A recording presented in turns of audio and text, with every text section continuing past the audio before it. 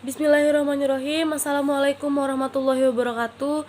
Video ini dibuat untuk memenuhi tugas mata kuliah IPA yang diampu Ibu Eka Tusiana MPD dengan judul makalah Keterampilan Berpikir Siswa MISD melalui keterampilan proses sains atau ranah psikomotorik dan sikap ilmiah atau ranah efektif. Assalamualaikum warahmatullahi wabarakatuh. Saya Devina Elnizahra, NPM 1811110019, kelas C, semester 6. Pada kesempatan kali ini saya akan membahas mengenai materi yaitu keterampilan berpikir siswa pada mata pelajaran IPA MISD dan juga keterampilan proses ranah psikomotorik pada pembelajaran IPA MISD. IPA atau sains merupakan proses yang menghasilkan pengetahuan, di mana dalam proses ini terdapat keterampilan proses sains yang penting bagi keterampilan berpikir siswa MISD. Nah, keterampilan proses ini perlu dilakukan melalui pengalaman secara langsung, di mana ketika seseorang melakukan pengalaman belajar secara langsung, maka lebih mudah menghayati proses kegiatan dari pembelajaran tersebut. Menurut Bosak dan Popa, keterampilan berpikir siswa MISD dalam pembelajaran IPA itu seperti apa? Yaitu a comprehensive collection of hands-on activities, experiments, and projects that will help you explore the wonders of the world around you, about miracle of the mundane, and children can appreciate this best, and science is a way of thinking. Pernyataan tersebut memperjelas bahwa IPA untuk anak adalah sekumpulan aktivitas. Melalui aktivitas-aktivitas ini akan timbul perasaan menghargai ilmu pengetahuan di dalam diri anak. Anak juga akan memahami IPA sebagai proses berpikir dan juga berbuat melalui proses ilmiah yang melibatkan sedikit variabel atau dengan kata lain sederhana untuk memahami objek atau suatu peristiwa alam yang nantinya akan timbul sikap ilmiah terhadap di dalam diri anak tersebut. Nah, keterampilan proses sains dalam pembelajaran IPA MISD itu memiliki artian keterampilan yang dimiliki oleh para ilmuwan atau saintis untuk meneliti suatu fenomena alam. Keterampilan proses sains yang dimiliki oleh ilmuwan ini dapat digunakan oleh siswa dengan lebih sederhana sesuai dengan tahap perkembangan usia sekolah anak sekolah dasar. Science a Process Approach atau SAPA mengelompokkan keterampilan proses menjadi dua, yaitu tipe basic dan juga integrated, atau keterampilan proses dasar atau sederhana dan juga keterampilan proses terpadu yang terintegrasi, di mana keterampilan proses dasar menjadi landasan untuk belajar selanjutnya menuju ke tipe terpadu atau yang lebih kompleks. Keterampilan dasar proses sains dalam pembelajaran IPA, MI atau SD.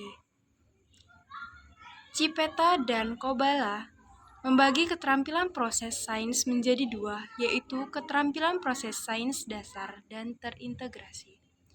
Keterampilan proses sains dasar mencakup mengobservasi atau mengamati, mengklarifikasikan hubungan ruang atau waktu, menggunakan bilangan, melakukan pengukuran, menginferensi, dan memprediksi.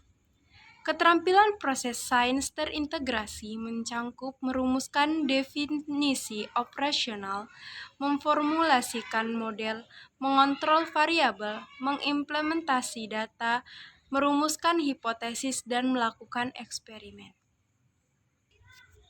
Selanjutnya, keterampilan proses sains terintegrasi dalam pembelajaran IPA, MI atau SD. KPS merupakan adaptasi dari keterampilan yang digunakan oleh para ilmuwan untuk menyusun suatu konsep, menyelidiki suatu masalah, dan membuat kesimpulan atas masalah tersebut. Setiap orang diharapkan memiliki KPS karena KPS sangat applicable dalam kesehatan. Penerapan tidak hanya dalam lingkungan ilmuwan sains, melainkan dalam lingkup aplikasi yang luas. Proses menyusun suatu gagasan atau konsep, menyelidiki suatu permasalahan, menentukan alternatif solusi, serta menyimpulkan permasalahan tersebut dapat dilakukan oleh siapa saja. Oleh karena itu, KPS perlu dimiliki setiap siswa sebagai bekal hidup di masyarakat. KPS terpadu merupakan keterampilan yang membedakan siswa untuk menjawab pertanyaan mereka sendiri dan siswa dapat menafsirkan apa yang mereka amati, serta merancang eksperimen untuk menguji ide mereka sendiri. Keterampilan proses mencakup dua kelompok keterampilan, yaitu keterampilan proses terikat dasar yang sudah jelas sebelumnya dan juga keterampilan proses terpadu. Saya Andrea Puspita Dewi dengan NPM 1811100429. Di sini saya akan menjelaskan tentang sikap ilmiah ranah efektif dalam pembelajaran IPA MI SD. Pastinya di dalam dunia sains, sikap ilmiah senantiasa melekat pada setiap ilmuwan sains. Sikap-sikap ilmiah tersebut diantaranya ada objektif, jujur, menceritakan fakta, selalu ingin tahu, dan tidak mudah percaya. Contohnya ada beberapa sikap ilmiah yang sudah dikenal guru mata pelajaran sains, diantaranya ada sikap jujur, luwes, tekun, terbuka, logis, kritis, dan kreatif. Menurut Popham, pada tahun 1995, ranah efektif menentukan keberhasilan belajar seseorang. Orang yang tidak memiliki minat pada pelajaran tertentu sangat sulit untuk mencapai keberhasilan belajar secara optimal. Maka dari itu, jika ada seseorang yang berminat dalam suatu mata pelajaran, diharapkan akan mencapai hasil yang optimal. Oleh karena itu juga, semua pendidik harus mampu membangkitkan minat semua peserta didik untuk mencapai kompetensi yang telah ditentukan. Karena keberhasilan pembelajaran pada ranah kognitif dan psikomotor dipengaruhi oleh kondisi afektif ini.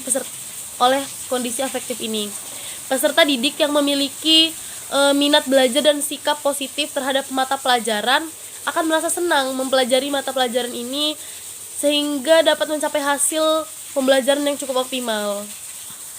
Mungkin ada beberapa sikap ilmiah yang perlu dikembangkan dalam pembelajaran sains. Yang pertama itu ada sikap untuk ingin tahu, selanjutnya ada sikap untuk senantiasa mendahulukan bukti, sikap luas untuk gagasan baru, sikap merenung secara sains, dan sikap peduli terhadap makhluk hidup dan lingkungannya. Mungkin cukup sekian yang dapat kami sampaikan. Kurang dan lebihnya kami mohon maaf. Kepada Allah kami mohon ampun. Dengan senantiasa mengharap ridho Allah Subhanahu wa taala, dengan niat tulus dan ikhlas mengharap ridho Allah, saya akhiri wabillahi taufiq wal hidayah. Wassalamualaikum warahmatullahi wabarakatuh.